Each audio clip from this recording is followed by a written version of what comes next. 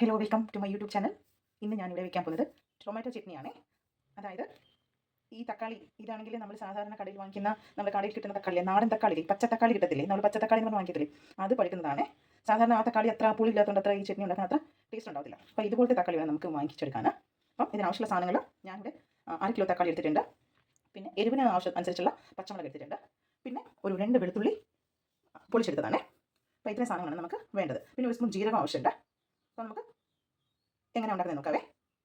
Pan വെച്ച് എണ്ണ ചൂടായി കഴിയുമ്പോൾ നമ്മൾ ജീരകം ഇട്ട് മുപ്പിച്ചെടുക്കണം. ജീരകം മൂത്ത് കഴിയുമ്പോൾ നമ്മൾ എടുത്ത് വെച്ചിരിക്കുന്ന പച്ചമുളക് ചേർത്ത് കൊടുക്കണം. ഞാനൊരു 8 പച്ചമുളക് എടുത്തിട്ടുണ്ടായിരുന്നു.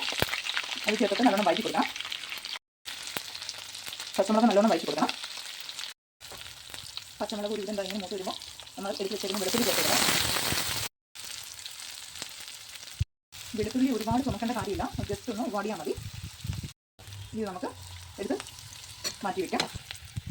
ഇതേ പാനിലോട്ട് തന്നെ നമ്മൾ മുമ്പ് എടുത്ത് വെച്ചിരുന്ന തക്കാളി അരിഞ്ഞ് ചേർത്ത് കൊടുക്കാം.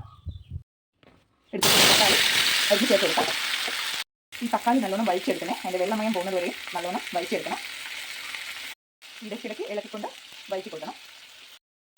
തക്കാളി കുറച്ച് വെന്ത് വരുമ്പോൾ നമ്മൾ ഒരല്പം പുളി എടുത്ത് ചേർത്ത് കൊടുക്കാം. ഇതിൽ തന്നെ വഴറ്റി കൊടുക്കാം. ആവശ്യമനുസരിച്ചുള്ള ഉപ്പും കൂടെ ചേർത്ത് കൊടുക്കാം. കണ്ടോ, തക്കാളിക്ക് നല്ലതായിട്ട് വഴന്ന് വരുന്നുണ്ട്. അപ്പോൾ ഇനി കുറച്ചും കൂടെ അതിൻ്റെ വെള്ളം എല്ലാം കൂടെ വറ്റണം. നല്ലോണം തണുത്തതിന് ശേഷമേ അരച്ചെടുക്കാവൂ, അല്ലെങ്കിൽ പെട്ടെന്ന് കേടാവാൻ സാധ്യതയുണ്ട്. നമുക്കപ്പോൾ ഇത് അരച്ചെടുക്കാം. നമുക്ക് തക്കാളിയും പച്ചമുളകും വെളുത്തുള്ളിയൊക്കെ നല്ലോണം അരച്ചെടുക്കാം. നല്ലോണം അരയ്ക്കുക എന്ന് പറയുമ്പോഴത്തേക്കും ഒരുപാട് മിക്സിയിട്ട് കറക്കരുത്. ജസ്റ്റ് ഒന്ന് കറക്കി നിർത്തി അങ്ങനെ ഒരു 2-3 പ്രാവശ്യം ചെയ്താൽ മതി. ഒരുപാട് അങ്ങ് അരഞ്ഞു പോകരുതേ. ഈ ഒരു പരുവത്തിൽ അരച്ചെടുക്കണേ. നല്ല ടേസ്റ്റാണ്. ചോറിൻ്റെ കൂട്ടത്തിലും ചപ്പാത്തിയുടെ കൂട്ടത്തിലും ദോശയുടെ കൂട്ടത്തിലും കഴിക്കാൻ നല്ല അടിപൊളി ടേസ്റ്റാണ്. എല്ലാവരും ഇത് ട്രൈ ചെയ്ത് നോക്കണേ. ട്രൈ ചെയ്ത് നോക്കിയിട്ട് കമൻസിൽ പറയണേ എങ്ങനെയുണ്ടെന്നുള്ളത്.